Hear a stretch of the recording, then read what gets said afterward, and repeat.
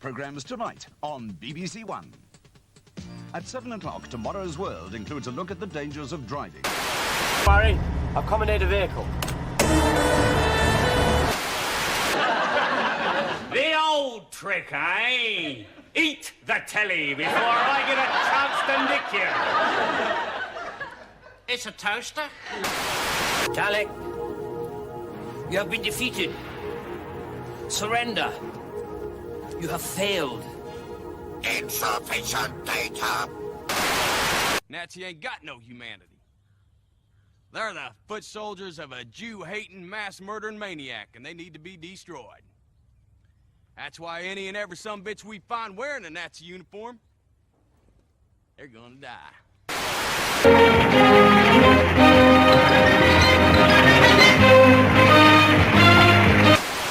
Is this world protected? But you're not the first lot to have come here. Oh, there have been so many. And what you've got to ask is, what happened to them?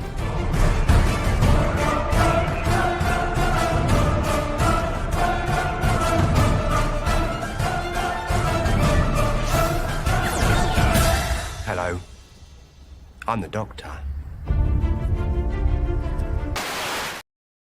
Yes, indeed, London. Yes, indeed. Good evening, good morning. I hope you're all doing well wherever you are. Was it close? Yes, fine. I just can't remember if I closed my curtain because I am a bit loud, ladies and gentlemen. That is that would be a fair criticism, I would say. I'm a bit of a loud presence, and I have like a cinema curtain downstairs where my my inner sanctum is, or as I like to call it, the basement.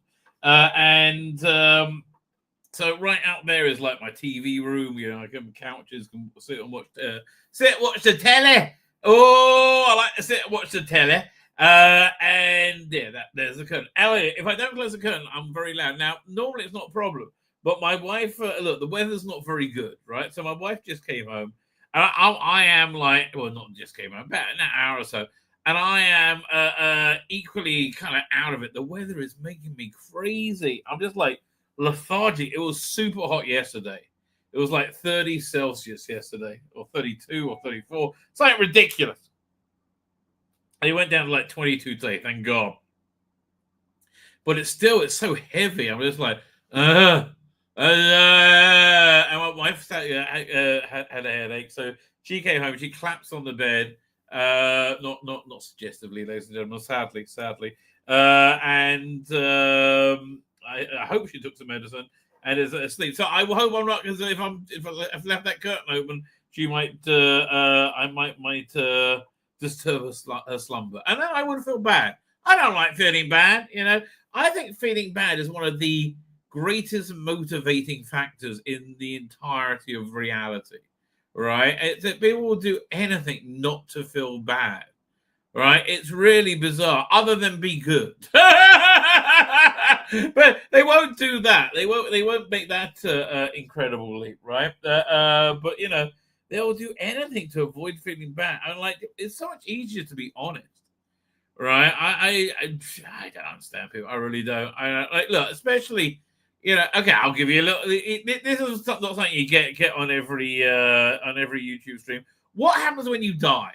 Right? Not a lot of people know this. What happens when you die? I will tell you what I believe happens when you die. First, you want to see the movie that has the closest representation of that. I recommend What Dreams May Come by Fred Ward, who was one of the people, I believe, who was down to do Alien 3. I quite like Alien 3, right? I like the other version. I do like his version was the one where it was a space station clad in wood. So it was like this Gothic cathedral in space. But he did this movie called What Dreams May Come with Robin Williams. And I think that's the most accurate post-death movie there is. Well, essentially what happens when you're done is when you're done. Same thing. Is that you face judgment. You know, it's the Yom Adin, we call it, the day of judgment. And you see everything that you've done, but it's not just you seeing, everybody sees everything you've done, right? And if you've been a good person, you're going to feel somewhat elevated by that. You're going to feel like you're, pretty, if you've been a shitty person, pretending to be a good person, you're going to feel very, very shitty, and everybody's going to catch you out, right? So that's I genuinely believe that. So that's why I'm not really big into lying, because it's all going to be found out sooner or later, right? And I just don't get. I don't get religious people who do lie. It's just like, well, what are you? Are you religious? Are you not? Right? Which would you believe there's God and the day of judgment or not? Right? Which one do you believe? It's okay, believe either, but like, be somewhat internally consistent. I would recommend. And I think not being internally consistent, frankly, is something that makes God quite irate, right? I got some friends, some neighbors who I live in a religious community, right? But who are straight up atheists. They don't believe in God, not really, and they do all the Jewy stuff. Essentially, one, because his wife likes it and it's what he grew up with. He's not opposed to it, but he doesn't really believe in it. Right, but I find his honesty so much better than somebody who's like does all the ritualistic Judaism, like you go to synagogue 3 times a day to pray and things like that, and yet you're a shitty little cunt. It's like you get that so often, right? It's just like, okay, this is I'm sure this is true of every religion, right? But okay, there are lots of different types of Jews, and I think I've lived with pretty much close to every type. There's the ultra-Orthodox called the Haredim, right? Who are, that's where they wear a white shirt and a black pants and a black jacket, essentially, and a like a gangster hat, right? That's the traditional dress. And I live with them for a good number of years, right? 10 years? About 6 years. Right, and I've lived amongst it's called American yeshivas. Really, what those two people are like when they live in America or England. When they live in England, it's a bit sadder. I have to tell you, American is a little bit cooler, but it's a different kind of style. I've lived amongst the modern Orthodox. That's where I live now. Right, where people like generally they dress normally and they have jobs and they're religious and they go, do the religious stuff. And I've lived amongst the non-religious, like that's how I was brought up, right? And hands down, not even close. Of those groups, right? Which one do you think has the highest base morality? Right? It's not the ones with morality built into its core. No, it's the secular Jews. They really are. They're so much more moral. I know. It's really strange, right? It's really genuinely odd. Anyway, we have a lot to get through tonight. But did you like my my animated thumbnail? I'm quite impressed with that. Let's share that. Hang on. Doink. I actually get to go through a few versions. I think this was the first version. It's probably Millie looks fantastic as always. Now again, I thought this worked quite well. However, I thought it needed it needed to start with actually the static thumbnail for it to work. So I did another one, but I did two. I thought the thumbnail was on it. Static thumbnail was on it for too long, and then I cut it in half just right.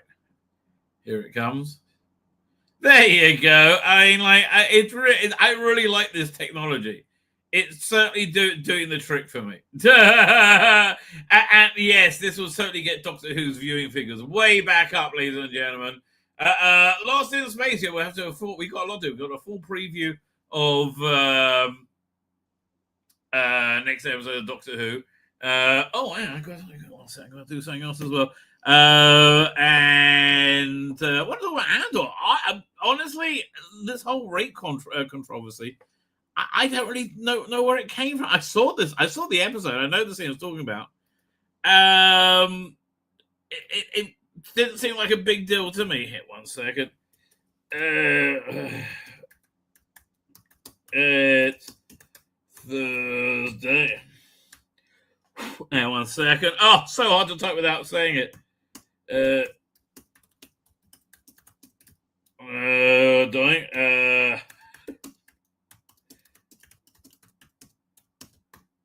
you go. Oh, remember to do that, right? Oh, that was really.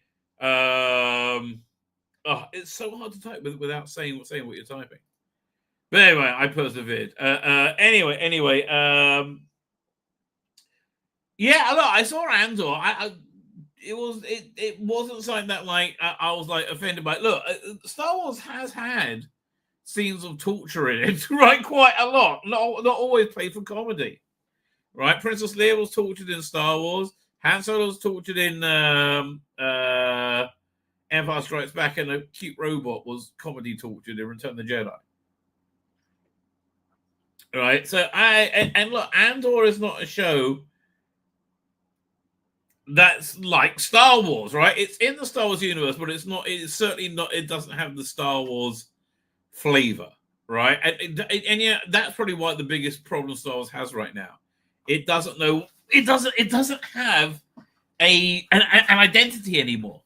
Weirdly, right? They've done so many shit versions of Star Wars. Nobody knows what is Star Wars anymore. When it was like the original 3 movies, that's Star Wars. They did a prequel trilogy, and it felt like that stretched it a little bit too far, right? But it's still like, okay, I think that's as far as you get. And then you had the sequel trilogy, boom, everything's gone. But you had all these different, again, tonally, it's very, very different. Here, let's look at all the different Star Wars shows they've done. Hang on, let me pull this up. Disney Star Wars shows. Man, there's been a lot of them. Here, this is list of Star Wars series. Star Wars, all those wacky Star Wars. When will they end? Down, down, down. If you know where that's from, you know where that's from. Dying. Yeah, okay, fine. Look, we're not talking about Ewoks and droids. Let's do from right. So it all started on what was on Netflix? Clone Wars, Rebels, no, Resistance. Bad Batch I actually liked a lot. Wait, these are animated ones. I don't animated. Oh, what's this? Clone Wars? No. Do we have live action? There you go. Fine. So, I mean, look. After we had like the we had a few awful movies. After we had The Last Jedi, everyone feeling a bit forlorn about Star Wars, right? I think Force Awakens felt like a Star Wars movie, right? It moved along at a nice pace, and it felt like it had that DNA. Now, I think The Mandalorian also felt like it was in that Star Wars universe, right? But this was right after what's it called again? The Last Jedi. So I think any return to form everyone was very happy about. Book of Boba Fett, absolute shit. Right? Again, totally different tone.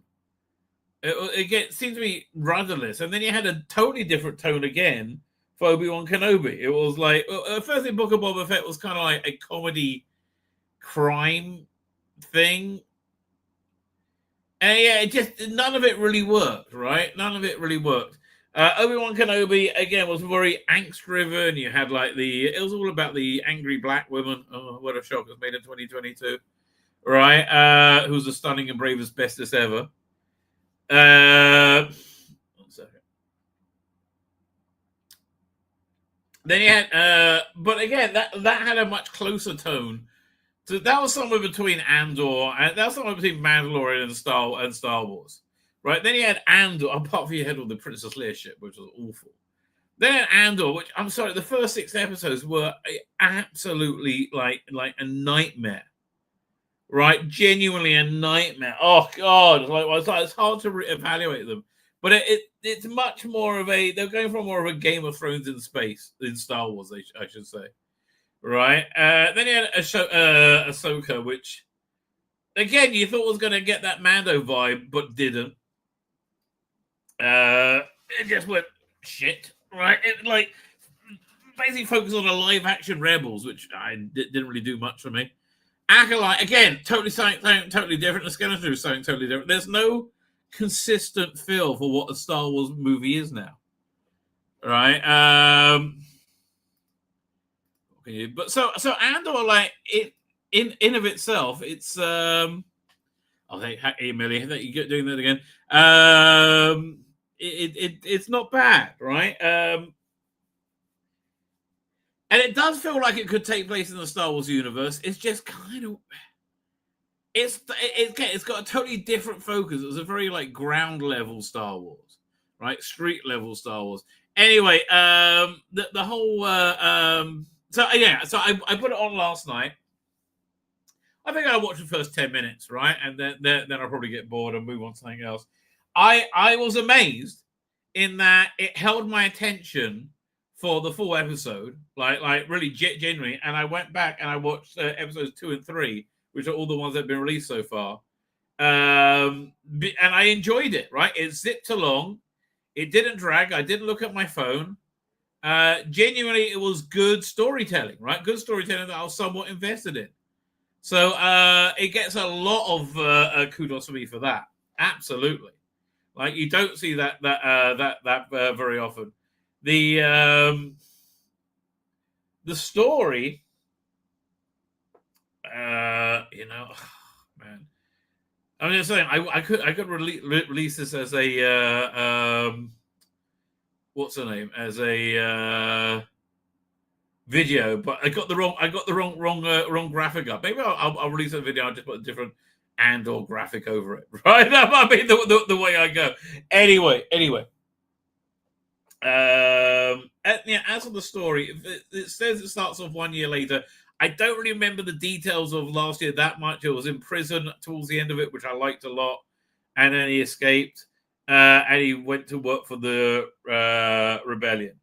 So you got quite a fun little plot of him stealing a super cool TIE fighter, and then he ends up on the rendezvous planet, and his rendezvous is dead, and a band of deserted, desperate people are like holding him captives, and so that's basically where he is for the first 2 episodes, and it works quite well, right? I thought, especially the end of episode 1, it ended on quite a good cliffhanger. Then you got the my favorite characters are the creepy Imperial people, right? So you have like this obsessed cop who was chasing Andor through most of last season 1, and now you got this other one, and so you end up marrying this, not marrying, you end up hooking up with this Imperial security analyst, right? Who's really cool, right? And they starts off with the guy from Rogue One, the guy in all white, whatever his name is, who ends up getting killed in Rogue One, the Imperial dude, saying, like, having a secret meeting, saying they're gonna like strip mine and destroy this planet. I couldn't tell what planet it was. I sort of got the feeling it was Mon Mothra's planet.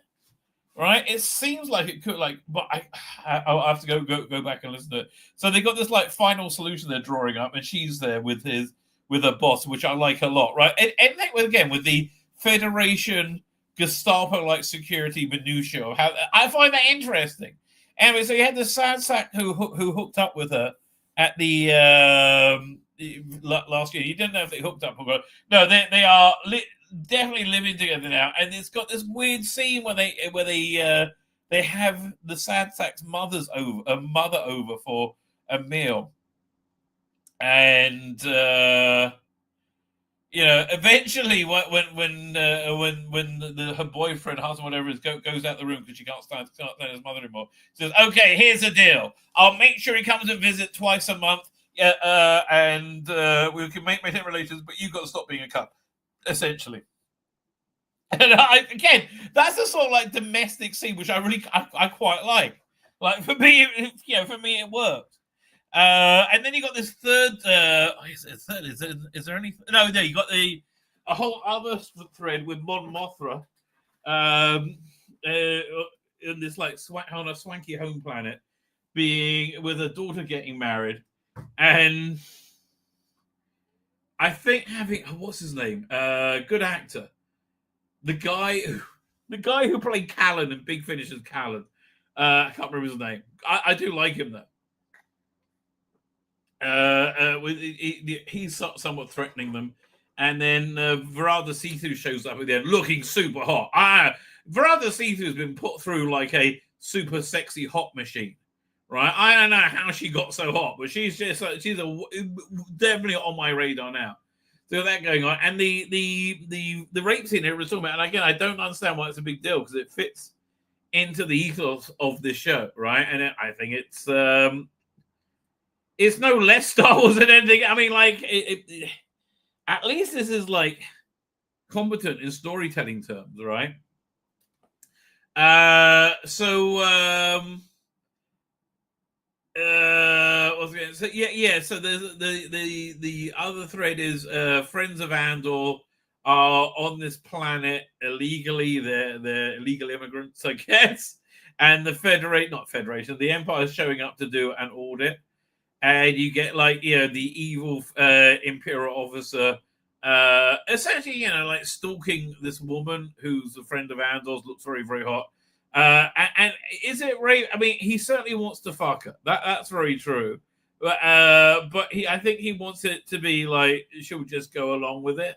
It didn't seem like he was into the violence. Well, it got more violent as it got closer to the actual event, which didn't actually happen, right? So, it was very similar to the attempted rape scene in Braveheart, right? For me, it was a nothing burger. It was PG-13, right? I don't understand why people are as freaked out by it as it is. Look, if you don't like Disney Star Wars, I understand. That's totally understandable.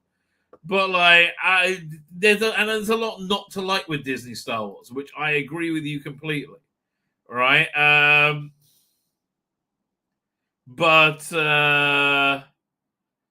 second. I think, look, criticize the things that are bad. Don't just criticize freaking everything, right? And that's where I am with Doctor Who as well. I'm actually hoping not this week's episode. Next week's episode will be quite good because it's written by Pete Mateague, right? Oh, my cat's here. 1 second. 1 second, Whitey. Got let me. Oh, how you doing there, Whitey? Oh, everything stops for you. There you go. And that's the way cats like it. They like being the center and the control of the universe. Fine. Before we get to the chat, let's actually do the review of SFX magazine now. Because I said there's actually quite a lot of stuff I want to get to. All right. Including like this AI Millie Gibson. Boy, would I like to get to her. The last sci-fi spacey episode was the Turgid Space Babies. This can't be as bad as that, can it? I don't know. I really don't know anything about the episode. I guess we'll find out. Hang on. Doink. Share screen. Oh, I hope the cat hasn't just popped in for me to eat. I'm going to have to let her out again in a second. Fine. Halfway to Halloween horror special. Well, that's kind of clutching at straws, isn't it? I wish I was interested in The Walking Dead because I like Negan and I like Maggie. Right? I think this is a good combination. But I'm done. Right? You absolutely killed this show for me. World exclusive. It's only world exclusive. Anybody gives a shit. Doctor Who, Eurovision in space. Don't remind us. Halfway to Halloween Horror special. Final Destination, Bloodlines, Until Dawn, Fear Street, Prom Cream, Bambi, The Reckoning, Screamboat, Clown in a Cornfield, Wolfman, Asterix and Obelix, Venom, Star Wars, Stranger Things, Gwenpool, Murderbot. What's Murderbot? Spider-Man, Battle Beast, Scarlet Tracers. Oh, I love Scarlet Tracers. Oh man, I don't think I read the last. I don't think they released the last book of it yet. Anyway, have you ever seen this? It's Guillermo del Toro's first movie, Kronos. It looks like it's getting a pretty nice release. Ransom Raves. Oh, at least his picture matches him now, right? He doesn't look so incredibly different. Oh, he just looks sad. He's been catching on Gremlins and Wild Batch. What was that? that a cartoon or something? I never heard of that. Hope we get another season. Absolutely loving Yellow Jackets this season. Those cliffhangers are intense. I have no idea what he's talking about any of the things. What? Why is Scream the TV series not available to buy on disc or to stream in the UK? Why don't you just pirate it, baby? That's what any sane person would do. What else we got here? People need to get some perspective about television shows and films and stop online parlance. No, fuck you. Fuck you. I'm sorry. You make relentless fucking shit, right? Rusty Davis makes relentless shit. Star Trek is relentless shit. And we're supposed to say, no. This has been going on for 7 fucking years. And now that there's the chickens are coming home to roost, right? That is really fucked. You fucked everything up the arse. You go, oh no, it's because of the pylons. Fuck you. We've got one life. Don't waste it. Yeah, don't waste it by shoving your queer shit and fucking everything and saying, oh, this is normal. No, it's not. Stop with it. Very much enjoying Russell Davis interviewing Russell Davis podcast. God, it sounds like a nightmare. Rewatch Tom Baker, This Is Your Life. Now it's on iPlayer. That's kind of wild.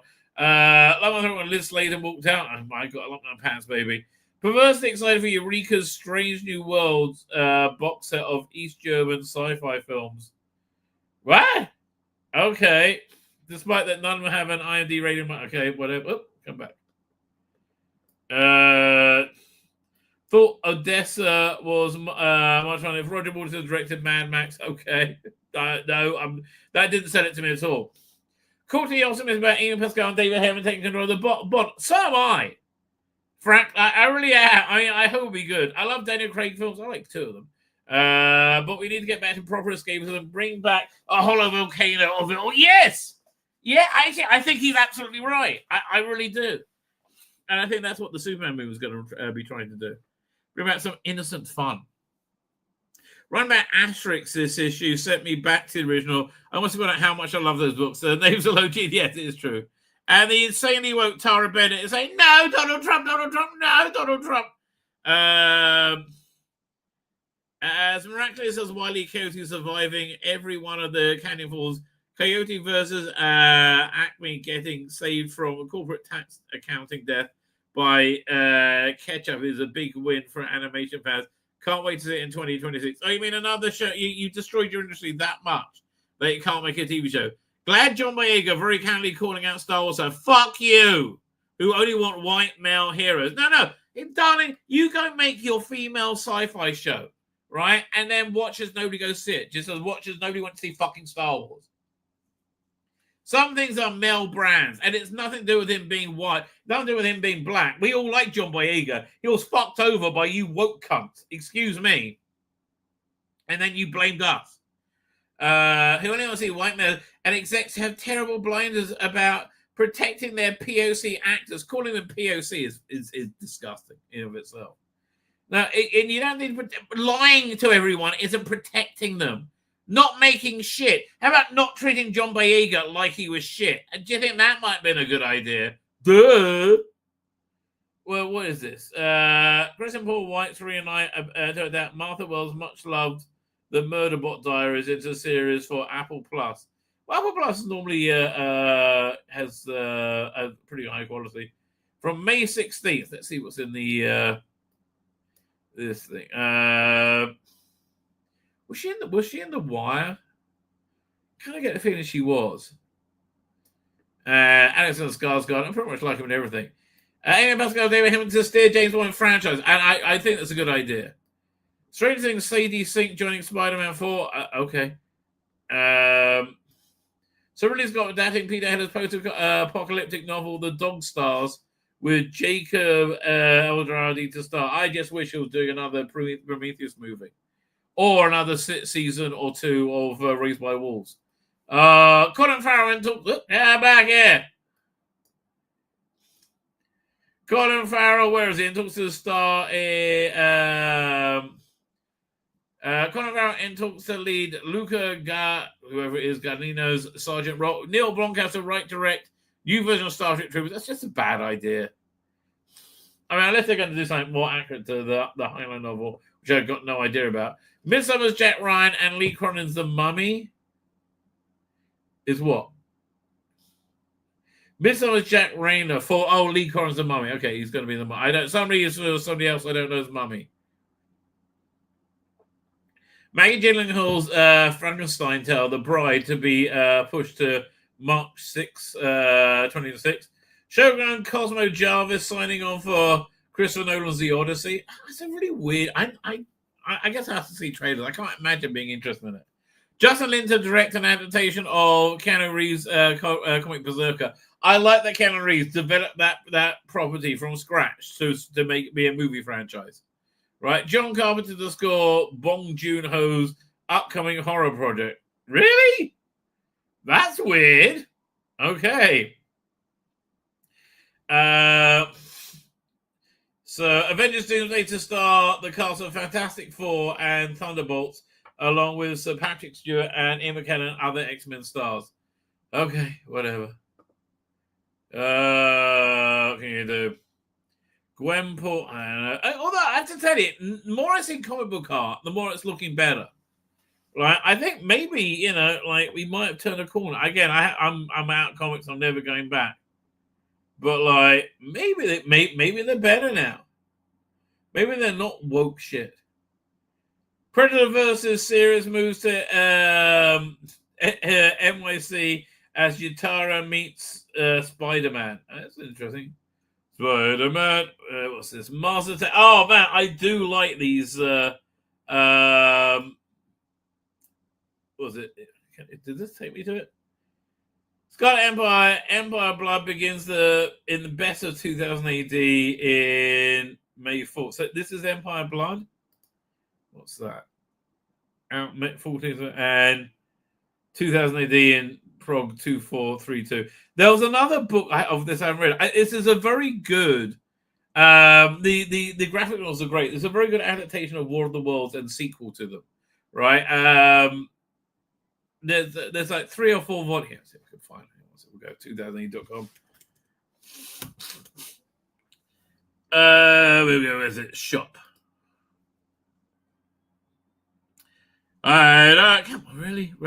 I want to go shopping. Where, what's going on? No. All right, fine. I'm gonna give up if you're not going to come. We'll go back to this. We'll go. Anyway, it's a very good retelling and sequel to War of the Worlds. One of the best comic book adaptations of it I've ever seen. Let's see, graphic novels. Really, everything takes forever.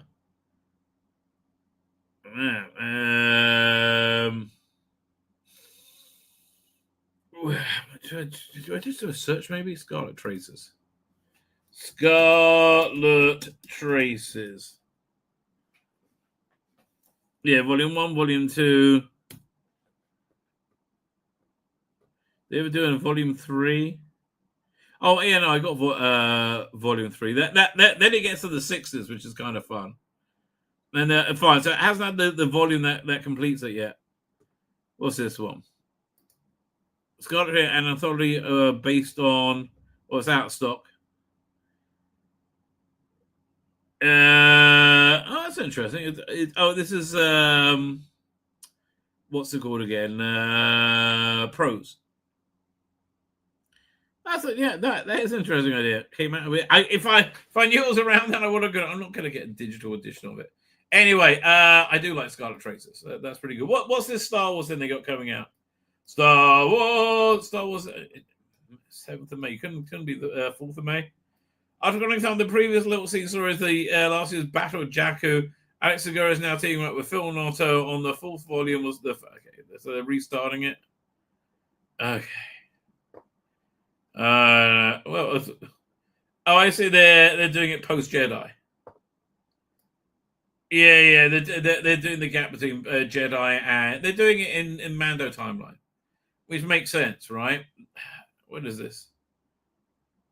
This is Invincible. Oh, I stopped watching Invincible on Amazon. I got like episode 6 and I was just too bored. Where are we at? Power Rangers. No. Percy Jackson and the Olympians. Season 3 to attack Rick Royden's The Titan's Curse. Percy Jackson's team are also in talks to produce a new live-action Power Rangers. I wonder if that would go. That'd be weird. Linda Carney play Jason Hall's mother in Friday the 13th prequel. That's weird. Crystal Lake. Showrunner Ronald Moore confirms video game adaptation of God of War has a 2-season order at Prime Video. I hate them doing that. Netflix developing a live-action Scooby-Doo show, showrun by Josh Applebeam and Scott Rosenberg. Don't know how. Season 2 of Citadel pushed to spring 2026. I think it's gone, isn't it? I think it's been cancelled by now. Brainell to play Batman. The Batman villain White Rabbit in Peacemaker Season 2. I have no idea who White Rabbit is. Masaka developing a TV adaptation of the manga series Claymore. Matt Owens stepping down as showrunner on live action One Piece. Okay, Nick Frost to in the playing play Hagrid. I think. Well, you think he's got the job? It's already a done deal.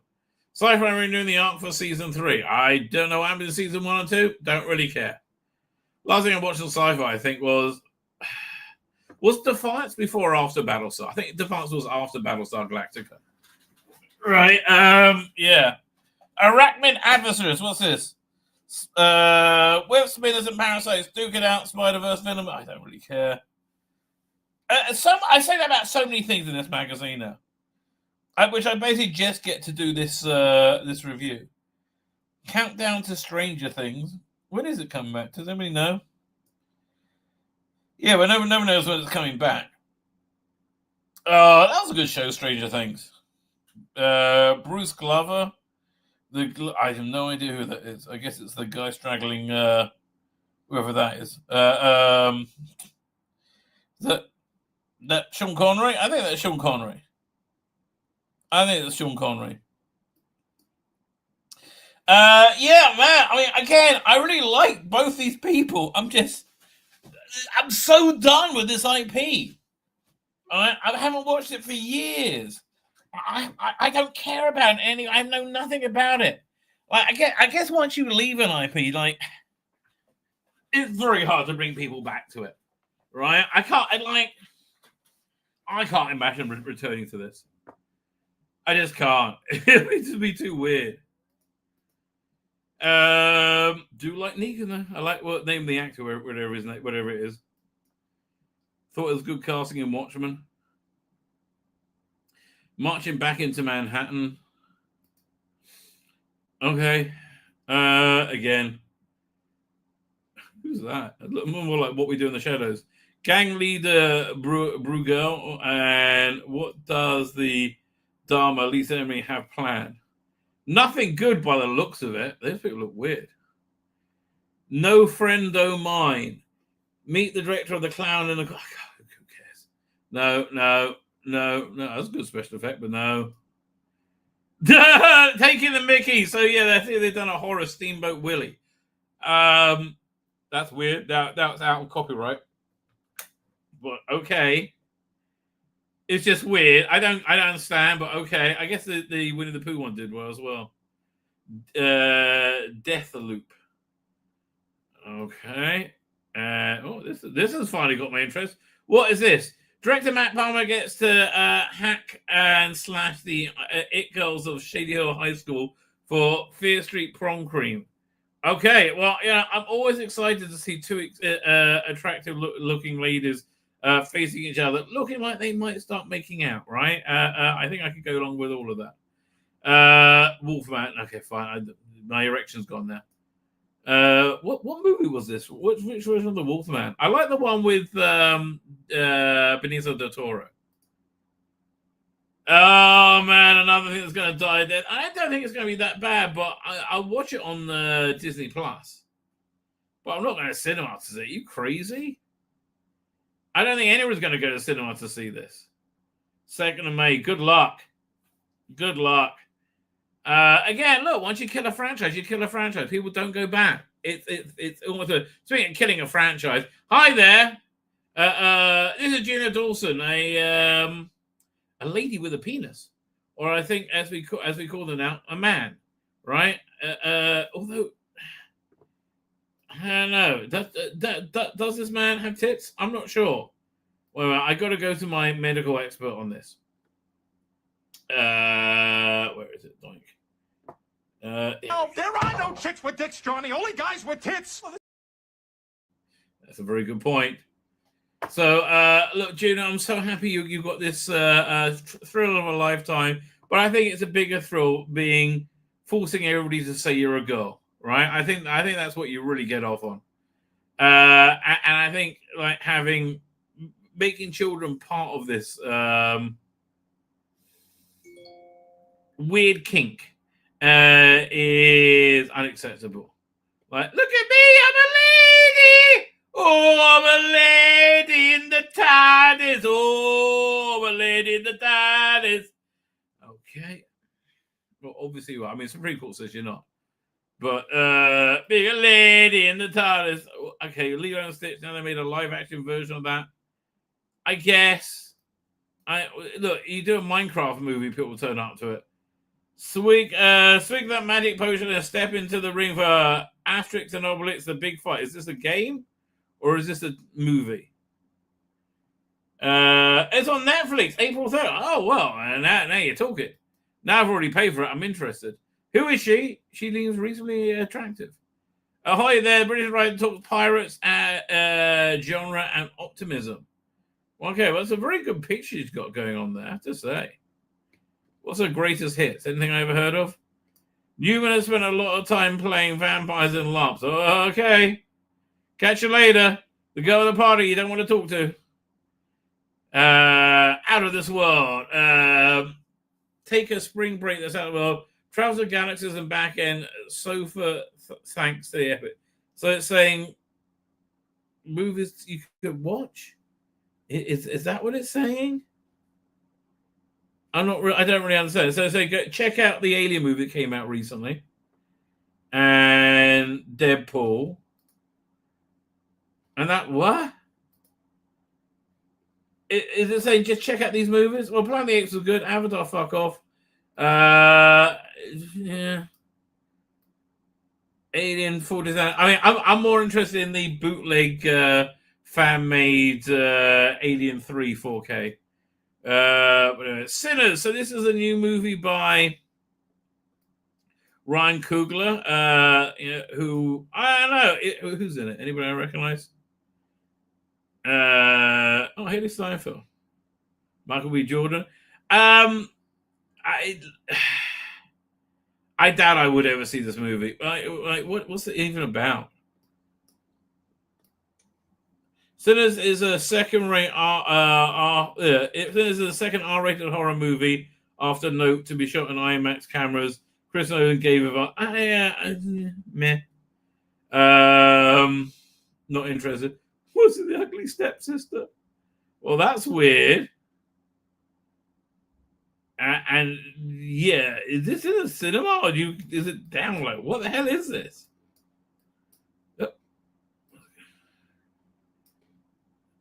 That's just strange as hell. Fine. Snow White, you kidding me? Minecraft has done gangbusters. I don't understand it at all. Death of a Unicorn and Woman in the Yard. Okay, you see, I mean, they're lining up all the big ones for us tonight. Black Mirror, I did a review of last stream. It was actually pretty darn good, right? It's one of their best seasons they've had in a long time. What's this? The Bonds. Oh, come back. The Job from Hell. So I'm Kevin Bacon. Okay, I'm liking it already. Well, what's the pitch? 4 decades on for the greatest cinematic, Kevin Bacon is still doing the same old shtick. No, not transfer the joy of dance to oppress societies. No, but facing weird otherworldly shit in banal US small towns with no nonsense redneck proud. He's not a redneck. This time Bacon is Hub Halloran, a shifty bondsman in a rural Georgia who dies in the very first scene while tracking a local reprobate businessman.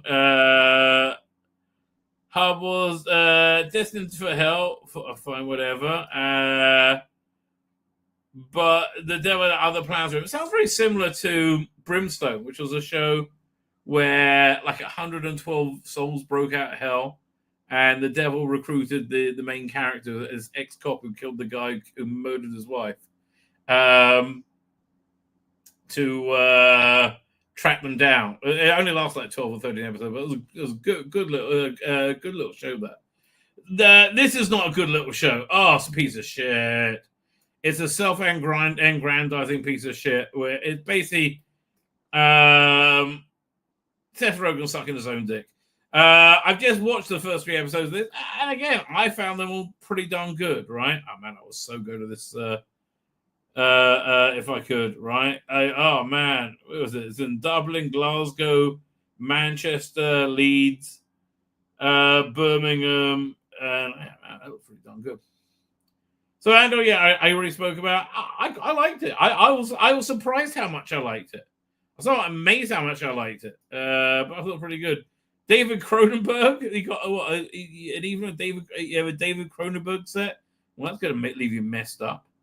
Francis, what year was that from? 1984. Helen Hunt, yes. Man, I only vaguely remember it. But yeah, I will never leave you alone. Well, that's restful. Peter Pan's Neverland Nightmare. Okay, well, that looks like shit.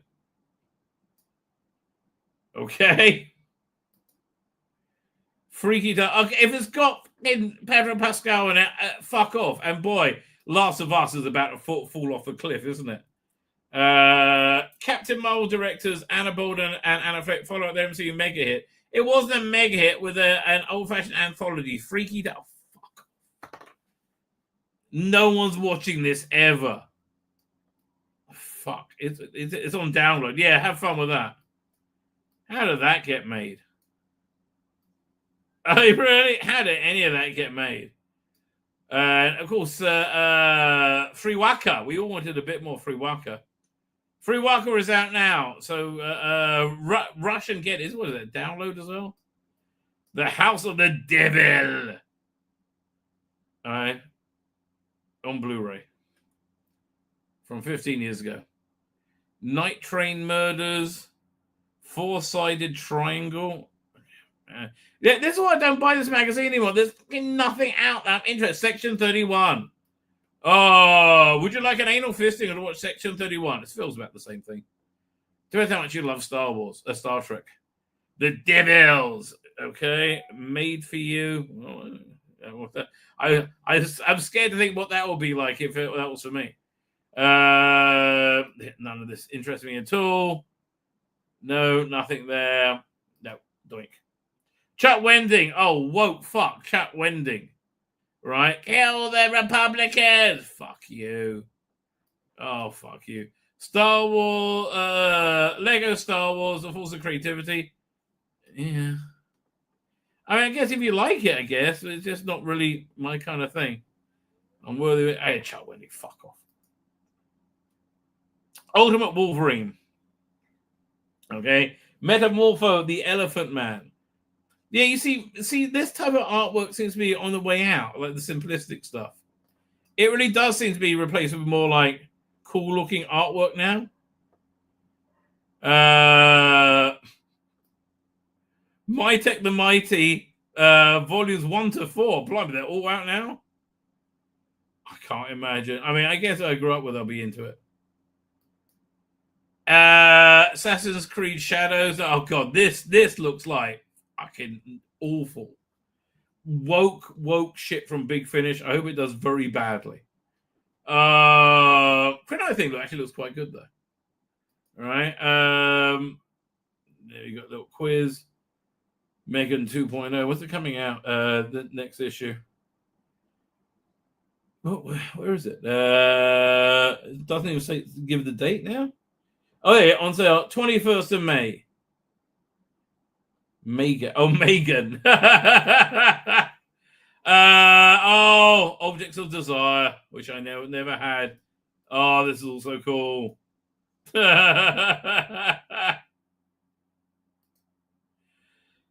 Baby Yoda, the thing that saves Star Wars, pretty much. Is it a decent issue of SFX? I will say no. I'll say no, but that's because there's nothing good out, right? I'm sorry, there just isn't.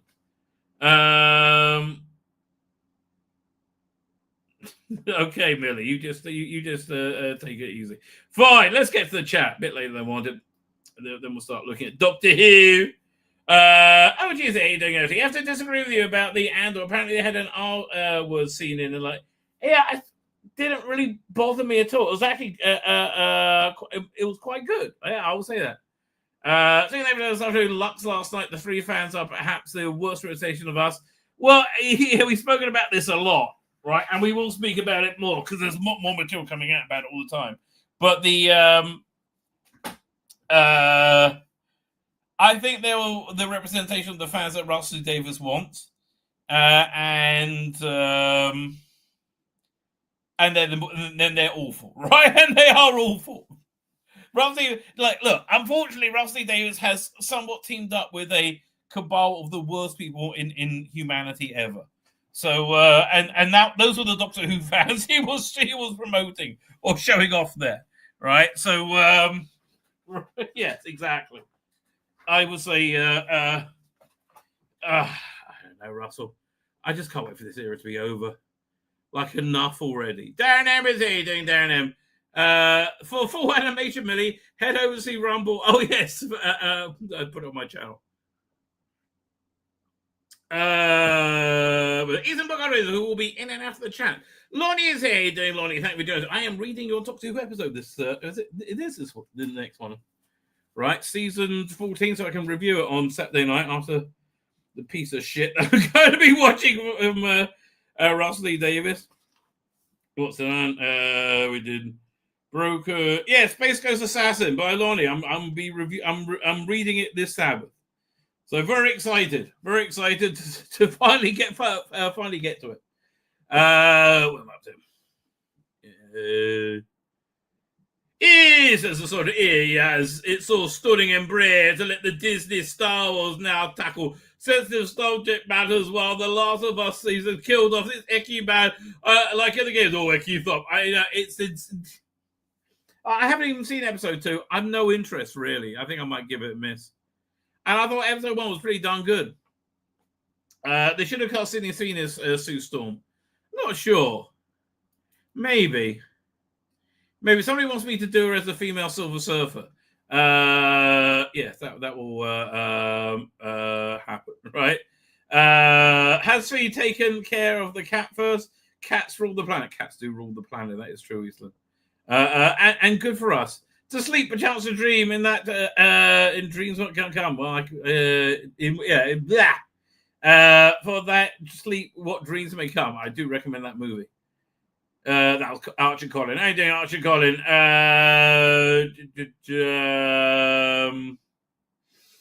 Matthew Boundaries here. How you doing, Matthew Boundaries? Bounce effect. We do like the bounce effect. Archie Collin says, I've seen quite a few of those animation on DeviantArt nowadays. What program do you use for the animation? I use OpenArt. OpenArt generated the Millie Gibson figure and then animated her, I think, very, very well. There you go, Millie. And she seems so happy giving a little spin. Look, I mean, she's smiling away. Who am I? Who am I to take her pleasure away from her, right? And it seems to be for those one of those Marmite shows. Yes, Mr. Rebound did a review last night, and by the end we were debating whether to continue. Again, for me, once you tune into it being its own thing, it's still a bit slow. I will agree. Watch this latest as Lonnie. Okay. Yeah, I mean, here's the thing. The other shows, when they settle into being their own thing, they're normally awful, and you don't want to watch them. This, if you don't have the Star Wars label on it, I would still find it an entertaining show. So I think that's a good sign. Right, PD Rich is here. PD Rich, thank you for joining us. Dancing Billy. Oh yes, we only the finest. Matthew Banner says Walking Dead, another series Disney ruined. They ruined that too. See, Walking Dead died for me when the Negan War thing, when they just spent episodes shooting at each other, bored as hell. Commandant Klaus has been kicked out of his own forum and is under investigation. Oh, you're talking about yeah, well, the one person who replacing him is probably even worse. PD Richards, fuck off, Darren Scott. Well, you know, I think most of the fans says the same thing. Mark Lewis is here. Gremlins Wild Batch was an animated TV show series. Oh, okay. Those leftist urinalists used to act woke. Now now because they drunk way too much of the Kool-Aid, they mentally deranged themselves. They really have.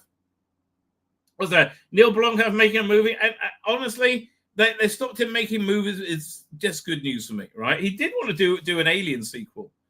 Which I think probably would have been good, but man, what was it there? Elysium was shit, was woke shit before its time, right? District 9 was good though. I thought District 9 was excellent. Incidentally, Section 31 film was originally supposed to be a Star Trek Discovery feature film that got cancelled by the powers above. I heard about that. Yeah, they want to do a finale to wrap up Discovery, and they're like, no, we're good here. No, we don't need any more Star Trek Discovery. We're all fine, baby. We're all fine. Where should we start? You know, let's start with Doctor Who magazine, right? The official organ. Doctor Who magazine, the official organ of Doctor Who fandom. Let's have a look. Let's have a look and see what you got coming here. There you go, Doink. Fine. Let's go. We'll start from the beginning. You know, when they made this cover, they thought this is probably a good idea, and it really is tragic, isn't it? That there's a lot good about the episode of Lux. There really is, but it's really tragic that again, which of the two people on this cover is doing a weaker acting job? The cartoon or Ncuti Gatwa? Ncuti Gatwa. So again, I just wish it was an era which wasn't queer, right? Which would mean I would probably quite like it, right? And I would be interested. I really would be interested to see how this thing is made, but sadly not. Although the cover's a pretty good cover. They've had some bad covers, but I think this is it's a pretty good eye-catching cover, right? If you want to look at Ncuti Gatwa.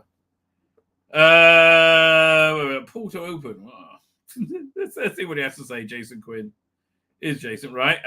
Okay, I have a confession to make. Last issue, I said I hadn't seen any of season 2, and I really wanted to wait until transmission to see each episode, see if it's possible. But at the time of writing, it wasn't true. But 2 days later, I binged up to episode 6, telling myself it was all my duties. Oh, well, now you're just being obnoxious. That's just like, oh, I know you got to wait, but I binged all 6 episodes. I'm like, well, fuck you. Fuck you very much. And again, look, I think Verado see-through is I've really warmed up to her, especially when I saw her at the end of Andor, episode 3, and she was super hot in that as well, right? So I have warmed up to her. I mean, God, she just looks fat. I mean, the colors are working great on her, the makeup, right? That's doing what a Doctor Who companion really needs to do, right? Be easy on the eye. All right, I mean, that's really the number one thing.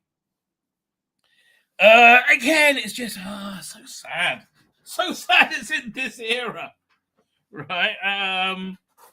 Really is. And again, she does look fantastic. What are we up to? Doink. We might come back and read this up. Look through the issue. Again, Millie Gibson does look just stunning, doesn't she? Look. Don't get me wrong, Verada See-Through looks very fuckable. Millie Gibson looks stunning. Graham Norton, fuck off. Yeah, it's just... it's not as exciting anymore now, is it? So this is interesting. Tome of the Cybermen. They're giving away a... what's it? Which is it? Not two... no, the Wheel in Space by Terrence Dicks. with next month's Doctor Who magazine. Which is weird, but okay. Everyone must go. What is this? Oh, is this the 15th Doctor's comic strips? Oh, by Titan. Yeah, well, forget that. Time and Space at Peterborough Museum. This I don't understand at all. I mean, I guess they got to keep trying to do new ranges, but I don't know. Like, for me, I'm not on board with any of them. And this is with the BBC range. BBC range has actually got a lot better. The covers are excellent now, right? The covers are absolutely excellent. They used to be awful, but they got a lot better. And they got a Sarah and Harry show coming on Big Finish. Again, not for me. Malcolm Hook Manifesto. That sounds it. Who's that? Tiny old. Who's publishing that? Click it. Will it take me to it? Apparently not. I wonder who. It looks like Telos or something like that. Starletter. Sonny meets Christopher Eccleston, and he was smiling. Well, that doesn't happen often. On his way to do Dickens. I'd love to see him come back as a Doctor, frankly. What is this? No, I can't deal with any of these. Oh, this is a nice bit of artwork. I always like fan artwork. Man, you haven't seen any of that for a long time, have you? Whew. This really annoyed me. This last comic strip, which like directly tied into an old Alan Moore backup strip from 2000 AD, from Doctor Who magazine. It just seemed like gratuitous, somewhat stupid. If you ever managed to catch the short ads with the Doctor and Belinda invading, that was actually pretty good as well. Shooting Verada gets company on the one show with Spice Girl Jerry Halliwell Horner. Watch their chat. Maybe we'll do that soon. I got this video waiting to go with them on the radio. The world wouldn't be such a bad place if more people were like Sophie Order. Check out this music video. Okay. Rachel Leishman quizzes showrunner Rusty Davis, unwittingly inspiring an episode about Mozart. Celebrating 20 years since the show returned. Okay. Lucky Day. That's the one written by Pete Matique. So I really hope this one is good. Is this a shooty light one? I hope it's a shooty light one, because then it really stands a chance of being good. All right. Do you have it in a nutshell? Ruby Sunday's back, and she's got a loving family and a handsome new man in life, but she misses her best friend, the Doc. Why would you? Why? Then a savage alien creature from Ruby's past brings up with terror to a remote English village, forcing Unit 2 into a deadly battle that will push Kate Lethbridge to the limits. Oh, is this a shooty light episode? I really hope so. Right, that'd be awesome. I got Millie Gibson. Looking hot, right? Lucky Day. It's that's their. I guess there's an in-show podcast, but man, that just looked like a massive filler of a page because you don't have enough stuff to fill it. So this is the African one, written by the what's he called again? What's his name? By Inua Elams, who seems to be a political playwright, right? Doesn't seem to have done anything like this before. That being said, I mean, look, this spider we saw in the trailer looks freaking awesome, right? And I like the African mask thing going on. Honestly, I wish they would do more of this, like lean into black culture, right? I think that would have been a really good idea. And so maybe this will be good. Like, maybe this one won't be fucked up by Shooter Gatwa. I don't know. Well, you can only hope, right? You can only hope. And again, these full-page filler things, this just shit, mate. Interstellar Song Contest. When Russell first emailed me 2 years ago, he wanted me to do Die Hard meets Eurovision. 2 years ago. Well, how'd that work out? How's the whole plan for the new era work out? Not so much. Lights, camera, action. That's Ruth Madeley. I didn't recognize her. And Simon and chat about the Chat to Anna de Lucia Armstrong Squires. Do you need any more syllables in your name, darling? What happened there? About a rather unique piece of Doctor Who history. Well, tell me what it fucking is. Oh, it must be this thing. Okay, I'm not interested. Yeah, I'm not interested. Okay.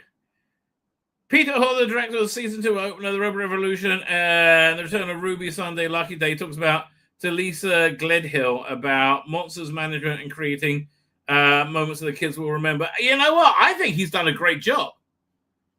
To tell you the truth, I think he's done a really good job. What let this show down is Judy fucking Gatway and Rusty Davis, right? Is that him? Peter and his cast. He must have directed It's a Sin, right? But I thought the action sequences were all pretty darn good, right? I thought the design was good. I think he's done a good job, right? I just wish he's working in a better era. In your living room. Look, I'm vomiting in my mouth when I first look at it. It's unbelievable. It's every fan's dream, the Doctor climbing out the telly. No, it's not. No, I like my life, right? And my dream is not to be these fans, ever.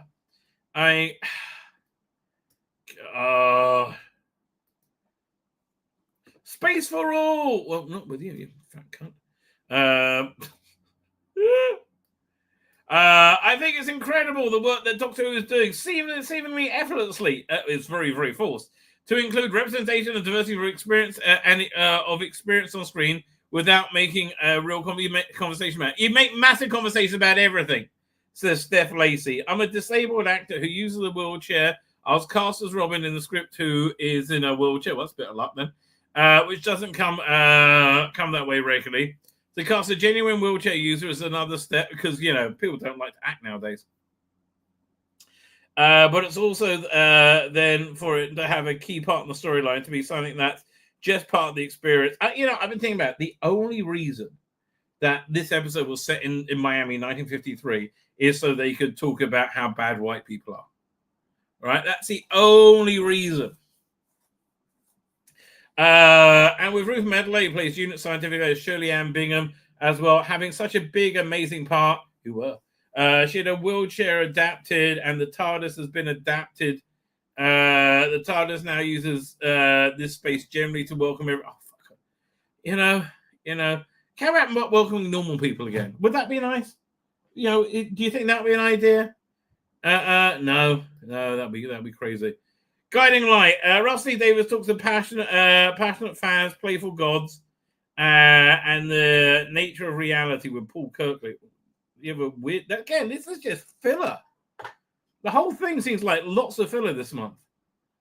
Mr. Ring-a-Ding, and again, good villain, well designed, right? With thought that went into it. Didn't Rick and Morty already do a Die Hard crossover? Yes. One episode of Black Mirror was such a rip-off of Rick and Morty in the new season. So yeah, look, I generally speaking, I find this stuff interesting. Oh, I just wish it wasn't queer propaganda shit, right? But yeah, no, this stuff about I liked when he became real, right? I thought that was a really interesting, more grotesque, right? I thought that again. I thought all this was clever, right? Doctor Who, where are you? Yeah, it certainly was. The Doctor Who animation was certainly not the same as the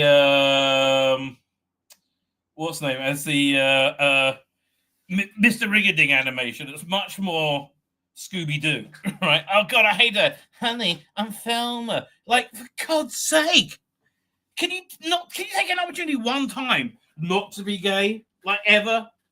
Really? Do you think you can do that? Shoot, no, too much for you, is it? Yeah. You find acting a bit difficult, don't you? Bit of a drawback for a fucking actor, but what can you do? Oh, what's this? Yep, come out. It's supposed to be early 70s Hanna-Barbera star. I guess this was before they fired Ruby, and she was supposed to be in the episode. right? Remembering Doldrum, Simon Fisher Becker passed away recently. I liked him a lot. Right, Simon is what has Hufflepuff. In Hufflepuff goes in Harry Potter and the Philosopher's Stone. Sorcerer. Sorcerer's Stone. Fine. Yeah, okay, that's a nice tribute to him. Virtually radiophonic BBC Radio Workshop archive is now available for use to sound designers and composers everywhere, thanks to collaboration between Spitfire Audio and BBC Studios. I have no idea what this means. Alex Hewitt speaks to radiophonic workshop archivist Mark Ayres, as well as composer and founder of Spitfire Audio, Paul Thompson, discovering how to make this groundbreaking project come to life. I mean, it sounds good. I just don't understand it at all. God. Nothing makes me want to lose interest in than seeing Christy fucking D. Oh, she is the visual equivalent of nails on a chalkboard.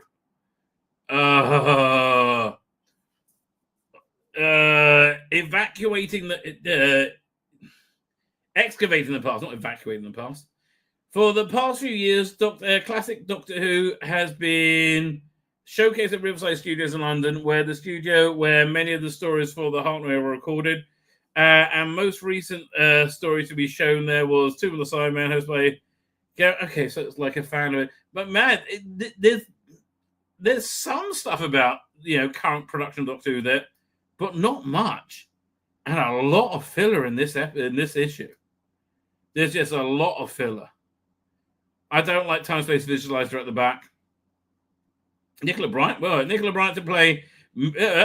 What's this movie I'm going to see? Mary Banks in Elvis vs. Zombies, a new independent horror film produced by Misty Moon. Mark Benton and Graham Cole also in the film. Okay. Russell Davis wins a gay award. Oh, what a shock. Oh, can I have an award for being gay, please? Well, you are very gay. Very, very, very gay, right? So, okay then. The Fort Locator. This is just like stuff you thumb by. The artwork takes a step up. It's Martin Garrity this week. By the way, Martin Garrity was so funny. I'm Facebook friends with Brian Williamson, who I think is a far superior Doctor Who artist, a far superior artist. Is constantly posting all this Trump insanity, like blah blah blah, eating babies, blah blah blah. So occasionally I respond to him and go, yeah, no, that's not actually true. Like, no, that guy isn't an American citizen. He's actually an illegal alien and a member of MS-13, right? And so he replies to this, oh, you're a Trump supporter. You support fascism. I have nothing to say to you. I'm like, really, Martin? You almost certainly voted for Jeremy Corbyn and Keir Starmer. I don't really think you got much to say, do you? But his artwork's good, right? Like, he's actually making the characters look like, and it's actually fitting into the storyline as well. Good for him. Making the characters look like who they are. Who's writing this? Alan Barnes. It could be interesting to read because Alan Barnes is a good writer. I wonder if we can make this Doctor not excruciating. It's not a nice cliffhanger. Daleks in Manhattan. Great story. I thought the design of the Daleks in Manhattan really, really worked well. Right? Yeah, I did. Yeah, everybody hated that. Everybody hated this. Yeah, the Dalek human hybrid, which for good reason wasn't so great. But everything else I thought really, really worked well. Oh God! So man, I'm reviewing. I started watching The Savages. It's shockingly awful, right? It is like why they made this is I don't understand it, right? I do not understand why they made this first episode. I don't know why they made this. I've only seen the first. It's awful. I mean, it really is. It's just like, especially we got so much other good reconstructions going on now. It's one of the lowest quality reconstructions I've ever seen. You do kind of get used to it after about 5-10 minutes, right? But it's not very good, right? It's really not very good. I think people say £45 for this set is a bit rich. Well, I think it's good. It comes with a sonic screwdriver, Pertwee, a good Pertwee figure, and like a maggot and the thing from the Time Monster. I got Pertwee and I don't have a sonic screwdriver, but I have the Pertwee. I've several Pertwee figures, right, and the maggots, but that's about it. So what's this Cloud Exiles? This is a new thing from BBC Books, I take it. Is this short stories from the annuals?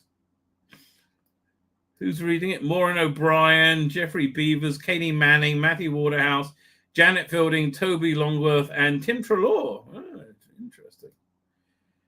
This hasn't come out yet. It's a bit stupid they're reviewing already, but okay. Stephen Noonan has said this one's a pretty good one. So Stephen, I trust you. I've already bought it. Please don't make it be shit. Dark Gallifrey, man, did they fuck that up? Right? It was just it just died too quickly, and it wasn't clear where it was going, and it's got too far to go. It's like a third of the way through. And it hasn't really been good enough to push itself forward, and it hasn't really developed its own identity enough, right? So, it's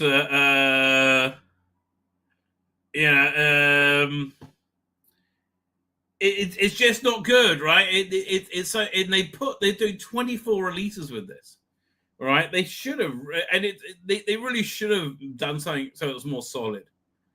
Because it just isn't, right? It just isn't. Tales from the Vortex. Who's reading it? You got Fifth Doctor, Tegan and Turlo, Seventh Doctor and Ace, Eighth Doctor and Charlie, 10th Doctor, the 11th Doctor, 12th Doctor and Bill. Interesting. Wonder who's reading it. Read by Rebecca Root. Bye. That's a quick way of saying no. Who's reading The Celestial Toymaker? Peter Purvis. I bet that's pretty damn good. Okay, nothing there. Fear and Loaming. Oh, this is the new book's coming out. So Emily Cook wrote one, and I really hope it goes well because I like her. I think she's a good person. Right? I appreciate the work that she's done for fandom. So I hope it's good. I hope it goes down well. I hope it's successful. It won't be for me. I pre-ordered this. This one actually looks pretty darn good. I love that he's got the the Monsters Outer Space book in his hand. Iris Wild theme. This looks like it's going to be a fun set. So I'm cautiously optimistic about this. Missy has ultimately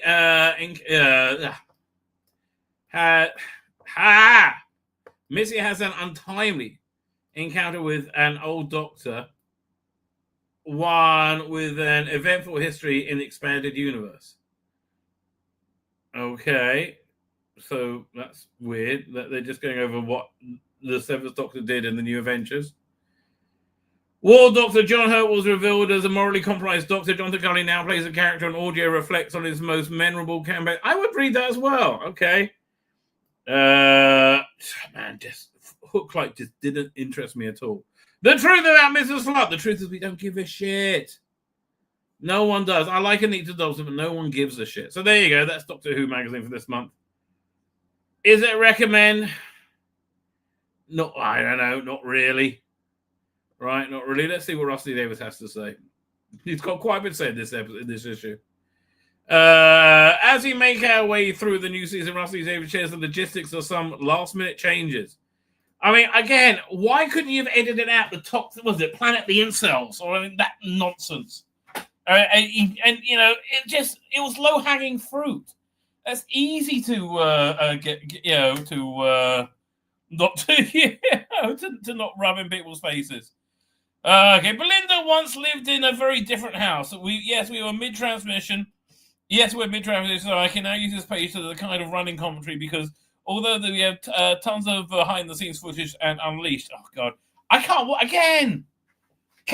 Unleashed because it seems banal and stupid to me, but also because I don't like this era of Doctor Who. I don't think it is Doctor Who. All right, so like that significantly reduces my interest in Doctor Who. Significantly, I would say. So this is, again, if it wasn't a shit show that's dying a death, this will be interesting. So off I go. I'll have to be careful. I know this will be published after episode 2, Lux, and 2 days before episode 3, The World. Okay. Well, sometimes the process goes mad. Sometimes the issue of Doctor Who magazine will arrive accidentally a week early. I think that happened at Christmas. I don't know why, but my big cigar-chomping publishing magnet throws a massive lever saying, "Nothing in the world can stop me now," or maybe an underlying drops of coffee on a keyboard. But that's more likely. Okay. But it's beyond the control, beyond anyone's control. So I'll go lightly on Lux stuff in case you haven't seen it. We've seen it, mate. We've seen it. Back to Robot Revolution. Yes, Belinda's house. Originally, it was just Belinda alone living there. We shot it that way, and we edited it, and we finished it in finished the episode. But it bugged me. Isn't that the house a bit big for one person in London? How much money has Miss Chandra got? Well, again, I wish you could think this way about most of the logistic stupidity of the current era.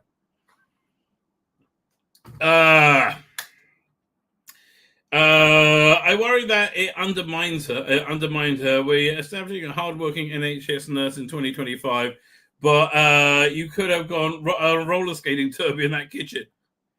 Well, do you remember the show Bread? They had a massive house. It was so funny. So we met the bosses, had a chat. We wondered, maybe her parents bought her the house. Possible. But how do we tell the viewers that at London prices, that still makes them millionaires? And even then, they get their money back by having lodgers in the other room, surely. It was very much thinking of my niece, Natalie. Hiya, Nat. I don't think she reads Doctor Who magazine. Farewell, Nat. She just moved to London as a junior doctor, and she's jammed in a house share with 3 mates, loving it, hating it. Although, again, what's the end? The end point of all this like insane woke nonsense, right? Like, where does it go for the younger generation not to have their own homes, to live in flat shared houses and be miserable, right? To not be upwardly mobile. The fuss of the fridge, the rotor, the washing up. Yes, I thought that's more like Belinda. So we decided to change it. And if any are interested in writing and production, it's actually quite an easy change to make. That sort of thing. This is how we did it. I did a rewrite that was months earlier after we this was months after we finished. So I had to be careful of the kind of budget and resources. But I think that this sort of challenge, we kept the kitchen set, so that was lucky. In the middle of shooting some other episode, we took Verada back to the kitchen for an hour. I invented a housemate called Tombo, named after a friend of mine, but we built a doorway for him. And that stretch of corridor for the robot to walk past and the other housemate. Christine, tiny sets, just walls. Okay, just walls, and all we needed.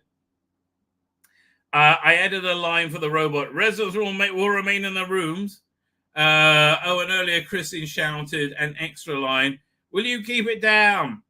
Someone's got work in the morning, and then we filmed the cutaway shots of the interior of the fridge. Yeah, that actually makes that's a very good idea. I mean, like, I love seeing proficiency when it rears its head, which is not often. I don't know. The woke mind virus makes you crazy. Is all I can say. The sure sign of a house share. Everything's labeled. Granola obsessed Tombo with his furious Tombo. We edited together, and ta-da! The house share instead of a single occupancy, but crucially, more believable companion for 2025. Exactly how a young NHS nurse will be living. Just 2 or more actors, a few lines of ADR, 2 new shots, Tombo, Christine, and Robot, and the fridge. And again, I wish you could have this kind of like, burst of efficiency and common sense whenever anything gay is on screen, right? When anything gay is on screen, you go, oh, that's the greatest thing ever. Everyone's going to love it. Oh, everyone's going to love it. No, we're not. And look at a crucially different Belinda created. Nice. Okay. Those are pickups, which are scenes shot after the original shoot is finished. There are also deleted scenes, material shot during the official shoot, but dropped in the edit. There are a very different opening for Belinda, starting on the day of her birth with her mother, Lakshmi, and Auntie Devika. But we didn't use them. It didn't survive the first edit. It's common sense, really. The story is about Belinda having a star named after her, with Belinda having a star named after. Okay, I guess so. Yeah. But it was much more about a controlling evil white man. Hi, I'm Rusty Davis and fucked everything up. Yes, you did, Russell. Yes, you did. That sometimes you can't see the obvious until it's staring you in the face. But the deleted scenes are good. Hang around. I'm sure Doctor Who magazine will cover them, and hopefully they'll be released one day soon. Again, nobody gives a shit. Like, no one. People are buying the classic box sets, not the shit you're putting out. As for Lux, I'm cautious with spoilers, but in case you haven't seen it, but that stay very much as written. Well, you know, if everything's animated, it's hard to change on the fly.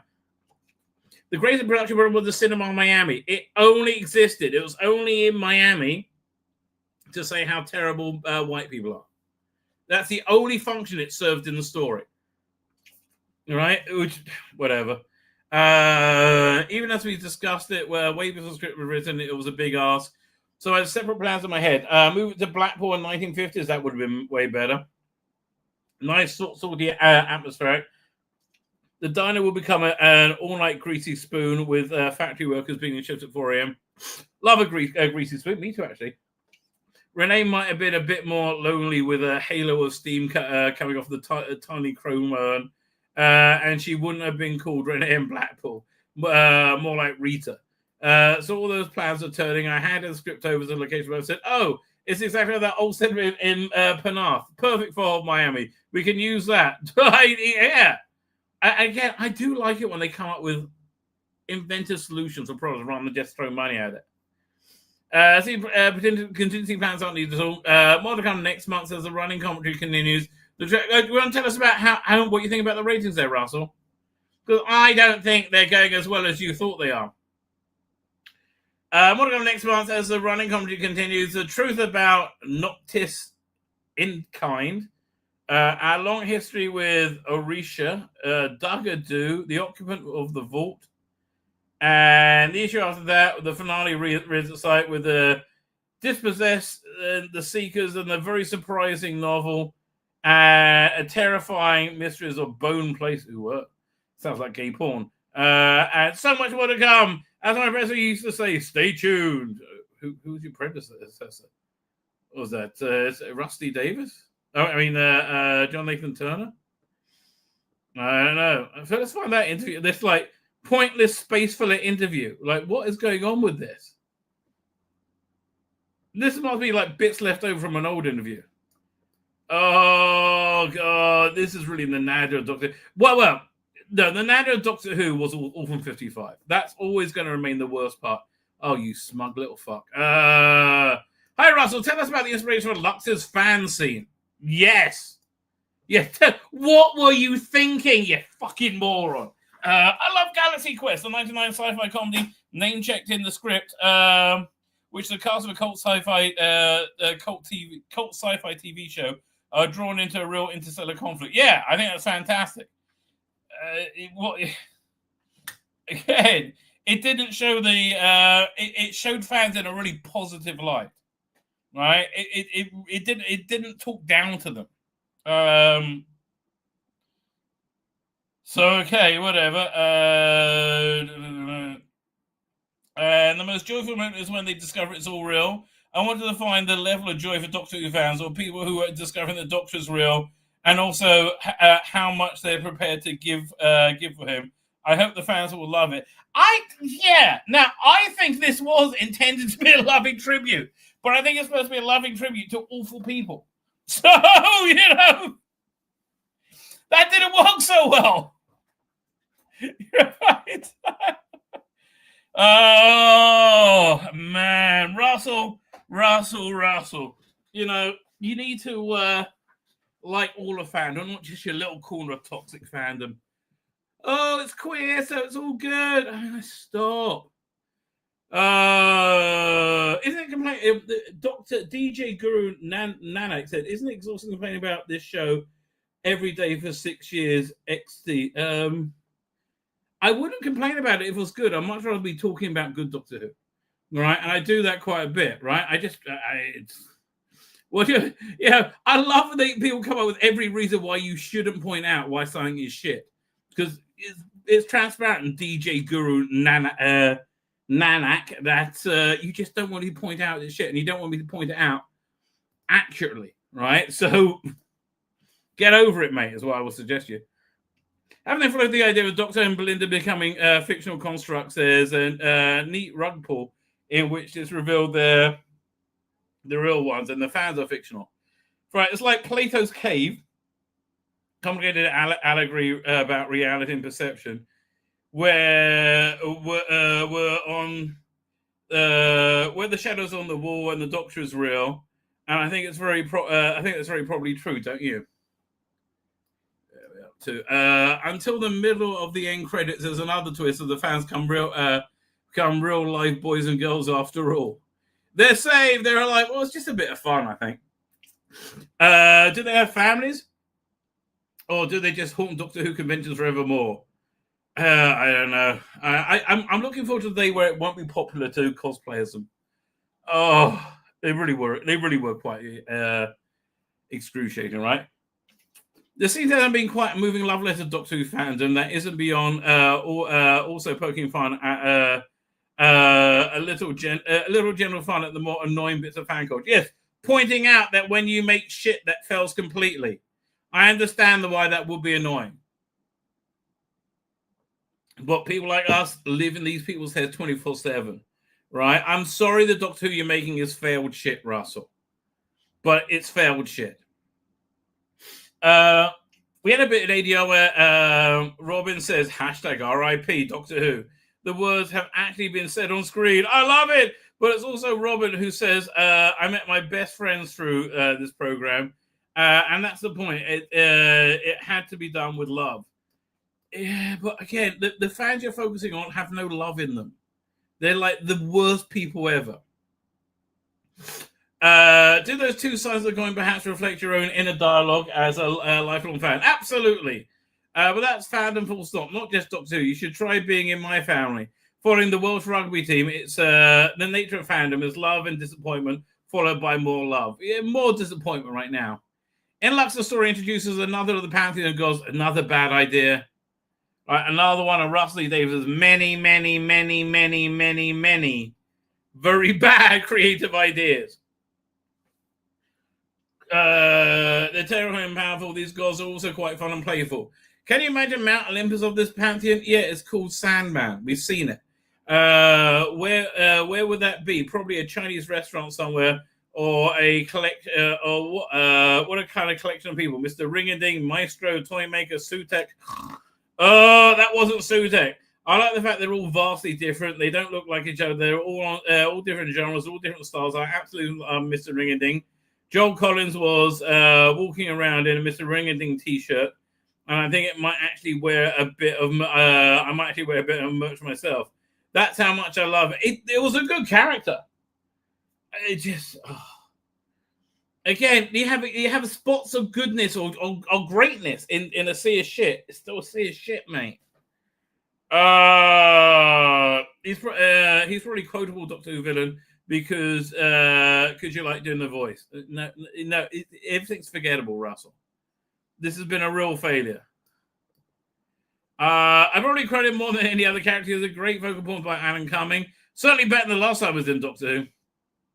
And the way he shakes his bum when he's talking, I've got no idea why he does that, but I love it. Oh, what a shock, Russell. You like somebody shaking their ass, do you? I wouldn't have thought that of you.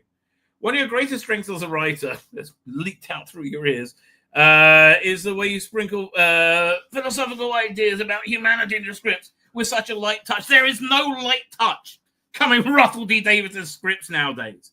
None whatsoever. They're all like bam in your face. Thank you. It was one of those moments when I was a bit stuck myself. One of the reasons I like writing Doctor Who is you get into problems that only the Doctor can fix. So you have to become the Doctor.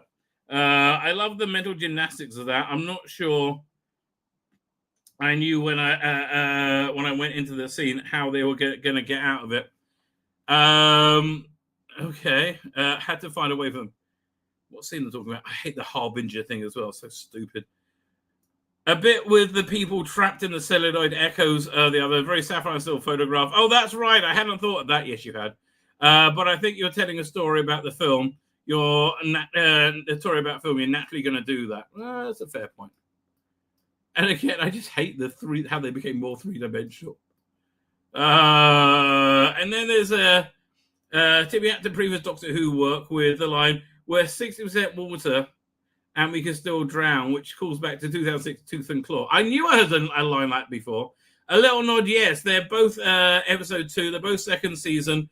But if you think about it, Doctor Who monsters are always getting destroyed like that. The toy maker is trapped in a game. Daleks end up having a bomb. Yeah, it was such like that. He floated away into light. It was one of the many things that didn't work, Russell. How much did having the first non-white regular cast play into decision to set the story in the interracial segregation? 100% is what it is. I felt like it wouldn't work in present day. I simply fancied Miami. Well, really, what a shock. The gay capital of America.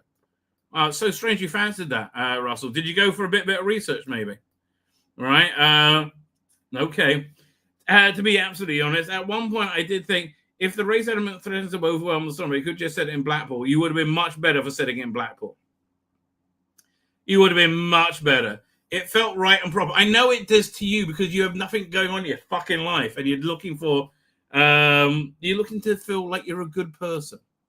And that's really all it is. There's a version of the story that's much darker because the astonishing things that were happening in places like Miami at the time, it takes your breath away. And yet for the American characters, completely normal world, it's one of the things where I would encourage interviewers to look into history a bit more. The Hanna-Barbera moment of the Dr. Melinda are turned into cartoons is interesting as well. If you scour the history of animation, the first black characters Hanna-Barbera were doing were Harlem Globetrotters. I remember that as a Saturday morning cartoon as early as 1970. But things like that with exception. Again, it took a while for Black America to A, get civil rights, and B, to become to be recognized as a profitable, reliable market. Right, that's essentially where the problem with it. But there's a very severe limit to the amount of animation we could use because it's so expensive. Okay, but it's just a weird, I don't understand where that interview comes from. But again, thank you for trying to explain, Russell, because honestly, we're still a bit not nonplussed, mate. Let's do a preview of the world. And again, every time I see it, she just looks better and better. Man, she is very hot. It makes a big difference. So this one apparently is a sequel to Midnight, which I think is probably a very bad idea. I don't see Ncuti Gatwa being able to match the acting talents of David Tennant. I just don't see that be able to happen at all. But we'll wait and see. Listen, I'll go down.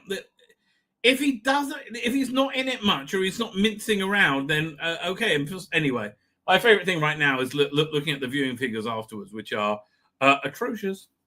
So in a nutshell, stranded on an inhospitable planet 6767, the Doctor and Belinda team up with a platoon of troopers who've been sent to investigate Colony Base 15, a mining operation that they've lost contact with. Arriving at the installation, they soon discover something's very wrong, and something soon reveals itself at the heart of the Doctor's worst nightmares. See, again, if you're relying on Ncuti Gatwa, you're fucked, mate. Quote unquote, Belinda, they've been dead for a while. I'm sorry, we're too late. Doc says, I'll say they've broken their necks or broken everything. Okay. Even when you're on print, it's bad. Fine. So there's apparently a target novelization that's coming out. the world. The more scary it is, says Sharma Angel Wolfall, the better I enjoy it. Well, I do like a good scary Doctor Who. Sharma has co-written this episode with the animated title in close collaboration with showrunner Russell Davis. She's actually talking about adapting to a new working environment and different genres. But she may well be talking about the episode that they've written. In it, it takes us to an alien world where there's a world. You wouldn't want to spoil it before you see it. But again, I'm sure this is a sequel to Midnight. Let's assure you, this is a scary alien world and a scary world. I believe you. When we had our first meeting, says Sharma, Russell had read one of my scripts for a supernatural horror type drama for young people, so he knew that I had that in my bones. Like, yeah, I hate to be dismissive of new talent, but just so many people are diversity hires. I want to say this person is going to be great. Right? Wouldn't this be great if this is like a new Robert Holmes and is able to really bring the scares and put it very much in Doctor Who? Oh, man. I hope I can say nice things about it this week. I really do. I like writing that keeps people on their toes and make them feel, ooh, oh my God, what's going to happen next? With a big frightening edge to it. And he explained that he will be kind of the tone that I'll be going for this episode. Sharma is one of the exciting new writer contributors shooting out with second season. Not exciting second season. Again, but look, the design work, the spacesuits, they're all good. She has also written an episode of Sky drama Dreamland, and she puts as she puts it, has done a ton of writers' rooms in recent years, working on a show read by TV types like Sally Wainwright and Paul Abbott. But working on Doctor Who is a different type of beast, she explains. Okay, so this person sounds like they've earned their chops, right? They sound like they're a working writer who's been working their way up steadily and slowly and steadily, which is a very good sign, right? A very good sign. What's her name again? Let me look at. It's Sharma Angel Welfare. Hang on a second. Sharma Angel Wolfall. See, and now I see a picture. I'm like, oh shit, what's he gonna do? No. Okay, let's have a look. Known for. She's at Hollyoaks, Sparks, and Dreamland. Okay, look, she sounds like she's somebody looking to get their start.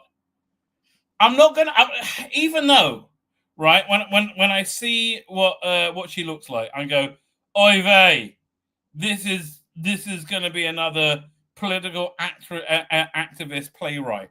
This is not going to be a Doctor Who writer, right? I want to go in with an open mind. I really do. Honestly, I'd love her to be great.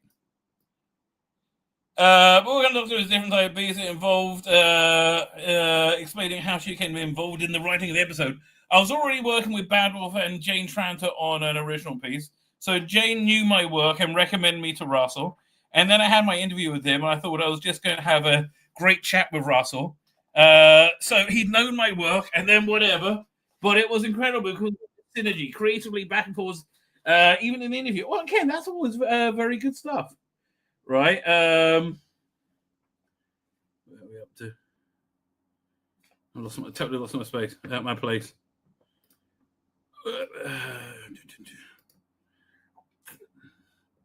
It was like Alex said, yeah, they're getting well in the writer's room. He's very generous and he lets you as a writer just be you. Sharma explains that she's also dipped in Doctor Who over the years. Tuning in when she feels like she's connected to a particular doctor. David Tennant series is my favorite, to be fair. I'm shooting at Matt Smith of the modern era, to be fair. And then all of them before that. I kind of like Picard as well. As well as Ncuti, of course. They're my favorite doctors. I'm a massive Torchwood fan. I love sci-fi. When this came along, I was really excited. So Sharma and Russell were in their mini writer's room, and they had this alien planet, and add to that the Doctor and Belinda, and of course a platoon of troopers. And a mysterious woman called Alice Finney, played by Rose Ailing Ellis. So she's deaf, right?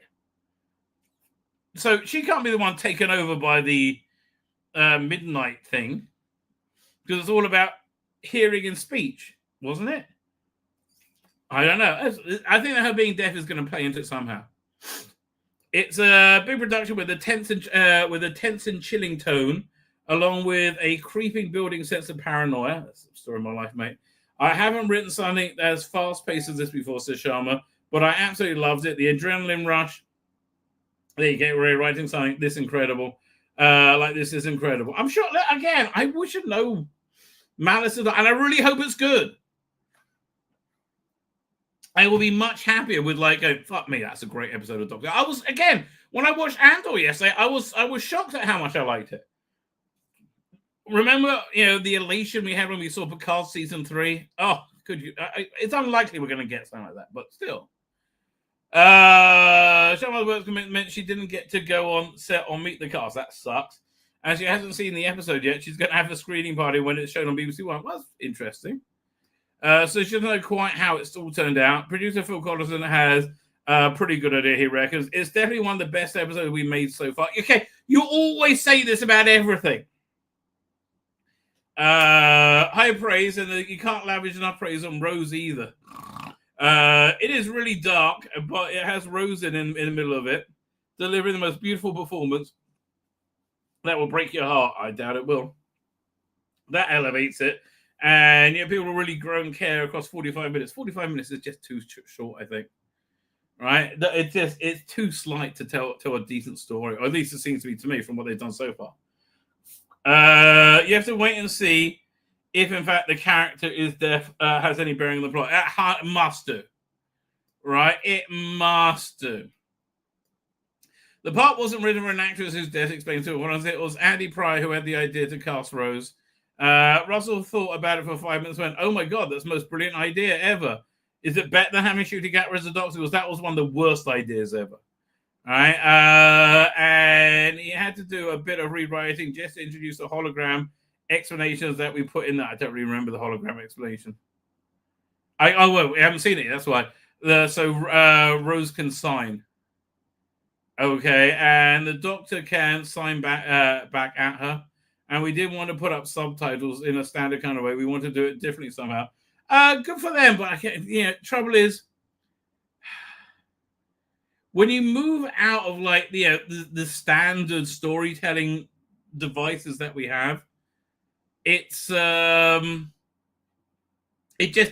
often doesn't work. Even though it's logical, it doesn't work in terms of an entertainment. I hope it does. Any finessing of the details was left up to Russell, while Sharma concentrated on what made Alice tick. Okay.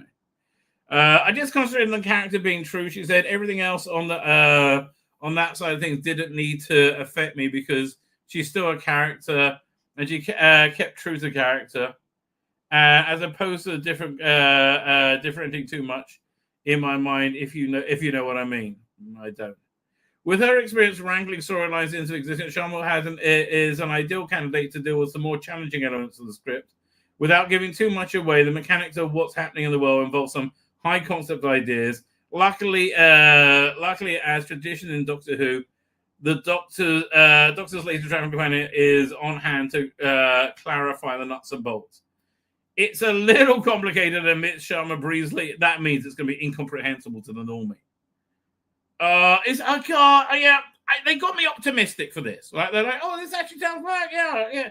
And I know it's going to be it's going to be shit that falls apart. Do you remember 73 Yards? Oh man, shit that falls apart. But once you understand the mechanics of it, makes total sense. Russell is very helpful and clear with everything, just as he's very clear when he talks and when we have our story meetings. Doctor Who magazine confidently predicts the world's hidden depths is going to thrill audiences against stiff competition. Naturally, you will think this is one of the best episodes you made so far. It's hardly stiff competition, is it? Let's see what it's up against. I love whenever I see Pierce Brosnan. Saturday. Doctor Who's on at 7:20. They're moving around the schedules a lot now. Britain's Got Talent semi-final.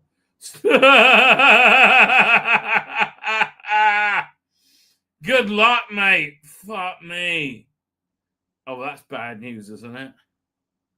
That is bad news. That's the audience share taken right there. Oh man, 7:30. I might go live at like 7. I'm going live at 7:30. So because what's different? Nobody's watching it live anyway. Yeah, I'm gonna do my show at 7:30. But it's okay. I mean, like it's up against. So that's really bad. Inside Windsor Castle, a Royal Residence. I'd rather watch that as well. Jurassic Park 3. I'd rather watch anything else. So weird though, like having times with TV. It's such a thing of the past. And I don't think that's a good thing. That it's a thing of the past. So anyway, I will be back on Saturday night at 7:30 UK time with a review of this terrifying episode. Terrifying for all the wrong reasons, no doubt. Yes. So as I said, I'm back then. Who knows what Deathstream? What will happen? Right? What will happen in the interim 48 hours? Could be anything, baby. Could be anything. Could be alien invasion. If it is, look, if the aliens invade and they destroy planet Earth, on the upside, we don't have to watch any more Doctor Who, right? We don't have to watch any more of this Doctor Who. That'd be great, baby. Although, if the aliens are going to invade and destroy planet Earth, can they wait a couple of years so I can get the full set of Blu-rays, right, of classic? That'd be where they go. Anyway, with that, ladies and gentlemen, going to hit the end broadcast.